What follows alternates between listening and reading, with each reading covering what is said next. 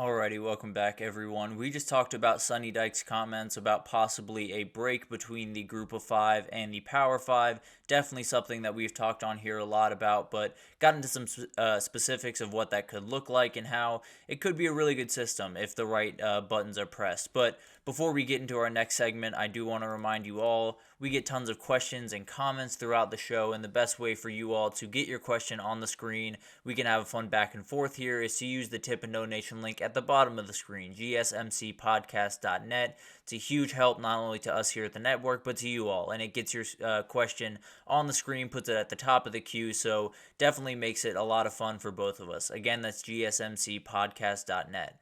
But let's jump into this reality that is coming to college football. And it is the super leagues that are the SEC and the Big Ten. I think we all see them as the power players. I think everyone across the country sees them as what college football is going to be largely in the future. And it opens up a lot of different doors, right? It opens up for some remarkable matchups, some really cool new rivalries that'll start to pop up, some awesome talking points, some weird travel. All of this stuff is kind of tied into it.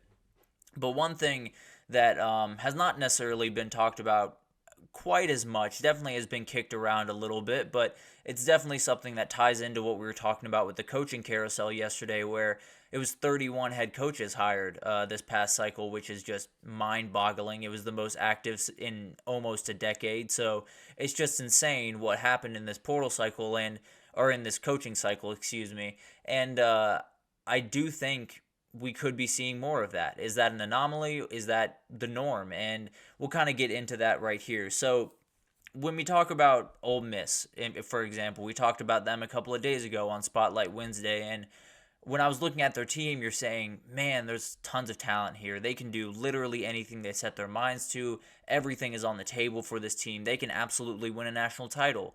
And then you go look at LSU and you say, man, if the right things go for this team, they could win a national title. They could do incredible things. You know, that offense could bounce back from last year. Maybe the defense isn't as bad as we all think it might be. And then you go look at Tennessee and you see the same thing, and Missouri and Kentucky and especially Georgia, Texas, Bama. So it gives you an idea of the players that you're dealing with in this new era of college football. I mean, the SEC alone, you have Georgia, Texas, Bama, Ole Miss, Tennessee, Missouri, Kentucky, LSU, and Oklahoma. All those teams are expecting to have big years. I don't know what the expectation is for all of those fans. I'm sure there's some of those fans that are a little bit more reasonable than others, but when you look across those teams, I think every single one of those fan bases, if you were to poll them, would say at least 9 wins. And you might realize there's not 9 wins to go around for all of these teams. That's just the reality of the situation. Unless the rest of the teams in the SEC totally bottom out, there's not enough there. And then you go over to the Big Ten and you have Ohio State, Oregon, Michigan, Washington, Penn State, USC, all of these teams that really want to be a part of the conversation year over year. They want to win games. So I'm not a math major. I'm not necessarily the best in terms of math, but I do know that there's only so many wins to go around. I do know that there's only so much oxygen in the room. So there's going to be some weird conversations that are going to have to happen. There's going to be some teams that don't meet expectations, but what does that kind of mean in the future? Because at the end of the day, I don't really know what it means for 2024. I mean, it could be that a good coach in Billy Napier, who has a 7-5 Florida team, but they lost the last 5 games of their season where they play 5 of the top literally 10 teams in the entire country, and he gets fired because people want, more from the Florida program. Maybe Lincoln Riley can't handle the Big Ten and the physicality gets to him a little bit, or at least maybe that's the perception from the outside, and he gets canned in a couple of years. So the reality is, when you look at these power conferences and you look at all the incredible coaches that are across all of these power conferences, some are going to get clipped. That's just kind of the hard truth of this. When you look at the SEC, you have Kirby Smart, who is safe. I feel very confident that Kirby Smart is safe. But everyone else, Kalen DeBoer, I'm not confident will be at Bama in 5 years. Steve Sarkisian, I'm not necessarily fully confident he'll be at Texas in 5 years. Same with Lane Kiffin. Same with Eli Drinkwitz. Same with Brian Kelly. All of these things build up very, very quickly. And Texas, going from the Big 12 to the SEC, there's not layup games. There's not games that you absolutely should win no matter what, the way that there kind of were last year in the Big 12. So it's going to be interesting. I guess is the best way to put this. There's so many different things that go into this. And obviously, I'm not saying, the majority of these coaches are going to be losing their jobs every single year and there's going to be absolutely no leeway. Obviously, the playoff gives you a little bit more leeway where you can say, hey, I got to the playoff this past year. It gives you a little bit more time to figure out what you want to do. But let's just take Brian Kelly, for example. I'm not trying to pick on Brian Kelly. I don't think he's going to be fired at LSU because, frankly, I think he has a fantastic program and he's building something that is going to be sustainable for quite some time, which actually I'd like to get into probably on another segment next week where I just want to get further into his NIL comments and how really right he was in the grand scheme of things. But we'll get to that later. Let's take Brian Kelly, for example. He is one of the best head coaches in the entire country. Period. End of story. I don't necessarily want to address any comments that I think any differently. This dude is at the very least top 10 in the entire country. He has won an insane clip at every single place that he has been, and he's had 2 10-win seasons in his first 2 years at LSU. That's a great thing. There's no two ways about that. Going into a program where a lot of people wrote you off before you even coached a game and winning 10 games 2 years in a row is absolutely huge. That being said, there were some issues in those 2 years. There's no two ways about that, and it was pretty much all the defense, right? You had defenses that were very lackluster the last couple of years, especially last year where you had a Heisman winner, you had 2 of the best wide receivers in the entire country, and you kind of squandered it by going 9-3, not making the SEC championship like you did in his first year, not doing some of the things that people expected from LSU going into the year. So that's definitely something that right now it's not a problem. Right now, Brian Kelly is okay. He has plenty of time to rebuild that defense into what it's going to be. And if you were to ask me, I think he's going to build LSU into the program that not only pops up every now and then and wins a title, but sticks around for a while and wins multiple titles and wins them in fairly quick succession. So we'll get to that, down the road, obviously. But the question is, what if that doesn't happen? What if it goes the other direction? What if, 9-3 is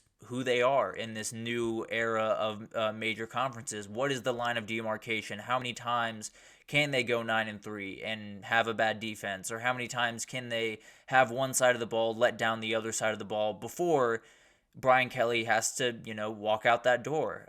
So all of this is, very hypothetical, obviously. Brian Kelly is very safe as of right now. He is going to get it figured out, and I think he's going to have a fantastic program over there in Baton Rouge. But this is the reality for all of these coaches. There's so many players, or there's so many teams and fan bases around the country that want to be in that playoff, that want to compete for conference titles, that want to win 10 games a year, but there's not enough games for them to win every year. So I think when you look at whether it's Missouri or Tennessee or Kentucky with Mark Stoops, there's so many fantastic coaches that at some point there's going to be a reality where a guy that goes 9-3 over a couple of years gets fired because it's not good enough, or a guy that stumbles one year but is building something and is kind of getting to that point is going to get fired before he gets the chance to reap those rewards. So it's going to be a cutthroat business, and it's going to be really, really weird, and you're going to have either guys get fired or hired at school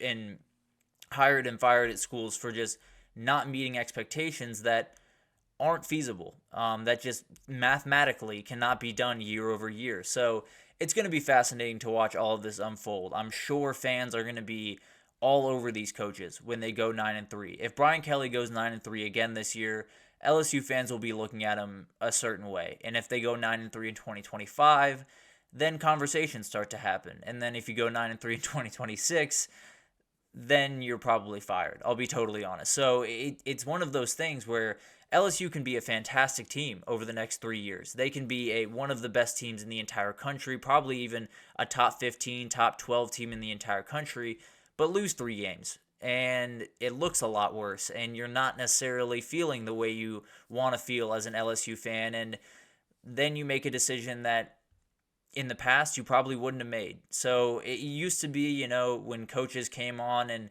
they took a job, pretty much no matter the circumstances around that job at that point, they had 3 years or 4 years. They had at least 3 or 4 years to where they could get their team, they could get their recruits, and they could go to work. And that's just kind of the way things have been for quite some time. And that's changed drastically. It's pretty much, with the transfer portal, people think, flip it, win games right away. And it's not how it works, obviously. It's not something that's feasible. And if you are a coach that's hired into one of these situations, let's just say Eli Drinkwitz, underperforms for the next couple of years, Missouri fires him and hires someone else. Him walking into that situation is a nightmare. Just to be totally honest, especially if it's someone that doesn't have experience in Power 5 coaching and in the NIL era, in the transfer portal era, it's going to be nearly impossible for them to keep up. So will that start, a churn of coaches through a ton of different programs around the country? Possibly. But I do think there has to be an adjustment of expectations. There's going to be some teams that are going to have to look themselves in the mirror and say, 9-3 is a good record. 9-3 is where we want to be, and that sounds bad, and that sounds like not necessarily what Ole Miss or LSU or Bama want coming forward. But it's going to happen to some team. I don't know that it's going to be those teams, but there's going to be a team out there that's going to have to say, we used to be a 8-4 team or a 9-3 team. Now we're a 7-5 team, and that's kind of just the way it is. And you can have a fantastic coach in there, and that can still happen. So it's going to be weird. I think some coaches are going to lose their job for doing something that is nearly impossible to pull off, frankly. I think there's going to be, fans that are mad for reasons that might not be fully fair, and I think it's going to create a very, very weird atmosphere in the world of coaching, and a lot of people looking over their shoulder at all times, at their fan base and at their athletic director and everything, because a lot of things are about to change, and that means the circumstances around the way we view coaches is about to change, and you hope it doesn't change too much, but if history tells us anything, it's going to be aggressive, and people are not going to give them the leeway that maybe they deserve. But we'll see what happens there. I think adjustment of expectations is going to be something that either is going to happen, or a lot of athletic departments are going to have to start saving up money now, because they're going to be paying a lot of buyouts and hiring a lot of new guys and paying signing bonuses. So just prepare yourself for what is to come down the road, because it's going to be a little bit all over the place, especially in the world of coaching. And hopefully your team is not the one that bites it in this, but they very well could be. So it's going to be very interesting to see how all this unfolds. But let's take our second break here. And when we come back, we're going to do a transfer portal update. There were tons of commitments coming in, including one big-time flip that I want to get to, and then some intel on some of the guys that are still just lurking out there, just still looking for their place to be. So want to break that down after this, so stick with us.